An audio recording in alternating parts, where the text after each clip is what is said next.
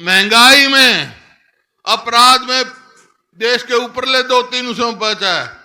और खेल खिलाड़ियों की तो हालत आप देख रहे हैं, बेरोजगारी आप देख रहे हैं।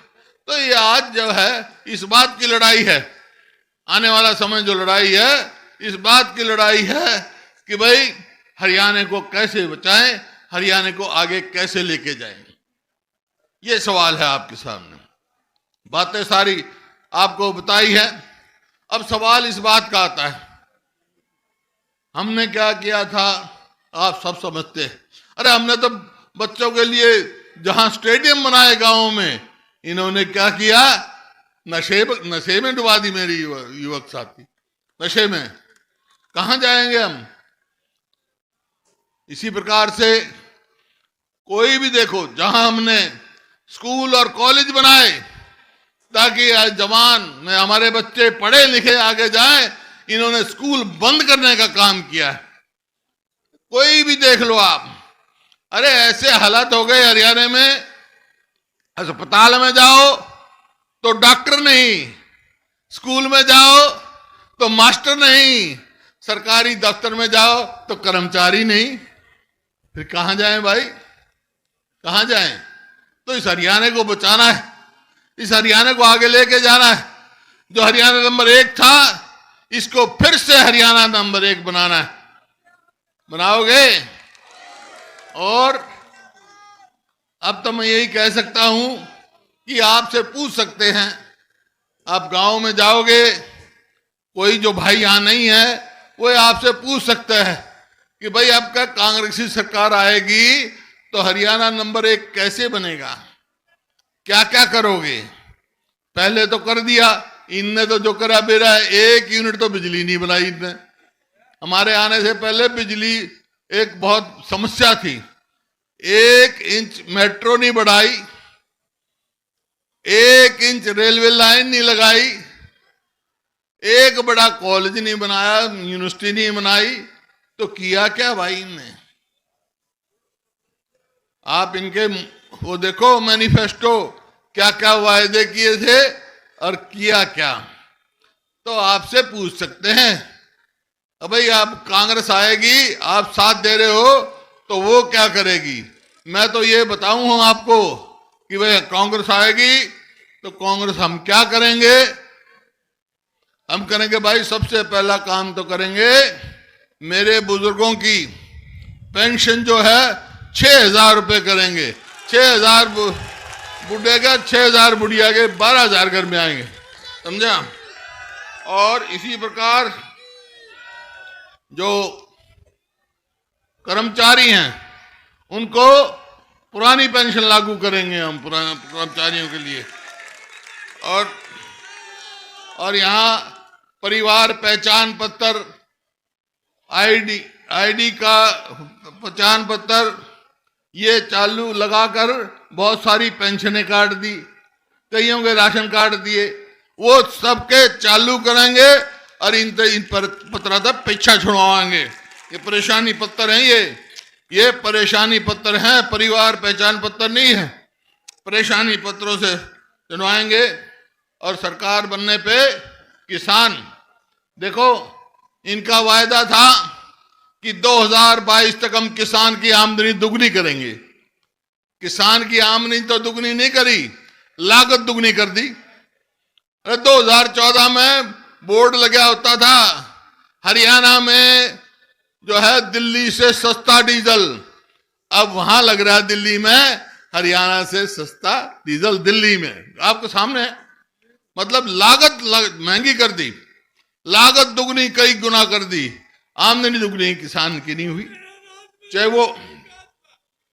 चाहे खाद हो, एक मिनट, चाहे खाद हो, चाहे बिजली हो, चाहे डीजल हो, कीटनाशक दवाई हो, सब बहुत बढ़ा दी कीमत, लेकिन किसान को एमएसपी नहीं मिलती। किसान को एक और बीमारी छेड़ दी, मेरी फसल मेरा ब्यौरा। अरे किसान की तो फसल आई पड़ी है, दाने आए पड़े हैं खेत में, और वो अपना बाट देखे, तेरा कद नंबर आओगा मंडी में, इतने बारिश हो जा, मींह बरस जा, उसके दाने भीज जा। तो ये परिस्थिति कर दी किसान को। वही यही मंडी है, यही किसान थे। किसान के घर फसल, अपने खेत में फसल आते ही, दाने आते सीधा मंडी में ले जाता था और अच्छा भाव मिलता था, आप सबको मालूम। तो ये काम जो है, किसान को भी हम एमएसपी की गारंटी दिलवाने का काम करेंगे भाई, ताकि किसान को निश्चित रहे, उसकी आमदनी दुगनी हम जानते हैं कैसे करेंगे। और भाई आज के दिन 2 लाख सरकारी पक्की नौकरी खाली है, नहीं लगाई इन्होंने। जैसे दीपेंद्र ने बताया, बाहर के लगा रखे छोटी मोटी जितने लगे, उसमें भी एक और बना रखा है, रोजगार क्या निगम है, हाँ, कौशल रोजगार निगम। उसमें कच्ची नौकरी जो कर अग्निपथ कर रखा है ना पेंशन। 18 साल का छोरा भर्ती होगा, 22 का घर आ जाएगा। अरे 21 साल तक हम की शादी नहीं कर सकता, 21 साल का होगा उसकी सगाई कौन करेगा, 22 का तो घर आ जाएगा भाई। नहीं तो पहले फौज में भर्ती होते जब ये सगाई आ जाती थी। तो ये जो किया है, इसी तरह एक कौशल रोजगार निगम है, कच्ची नौकरी, तनख्वाह कम और कुछ भी नहीं, उसमें भी कोई मेरिट नहीं, कोई रिजर्वेशन नहीं, कोई मेरिट नहीं।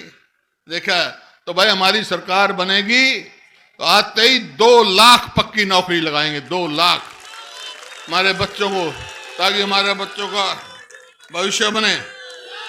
और एक जो है ना, ये जो घरों में है बिजली, आज हर घर में है ना, गरीब आदमी भी है, तो भाई 300 यूनिट बिजली फ्री देंगे हम, 300 यूनिट बिजली फ्री। अरे कि मेरी बहन बेटियां बैठी भाई, आजकल कोई गोस्या में लाकड़ियां में तो रोटी पोता नहीं, कोई गैस के सिलेंडर रखे हैं। गैस की सिलेंडर था हमारे समय में 400 का, और अब हो गया कितना, 1150 का। अगर हमारी सरकार आएगी तो गैस के सिलेंडर की कीमत होगी 500, उससे फालतू नहीं होगी।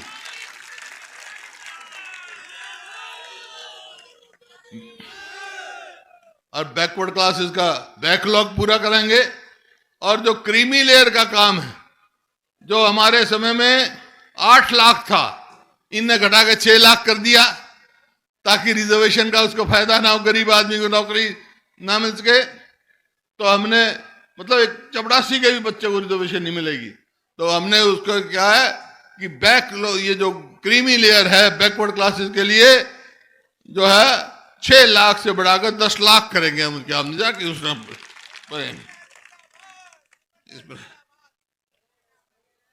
ये भाई मोटे मोटे बात है, और तो बहुत है।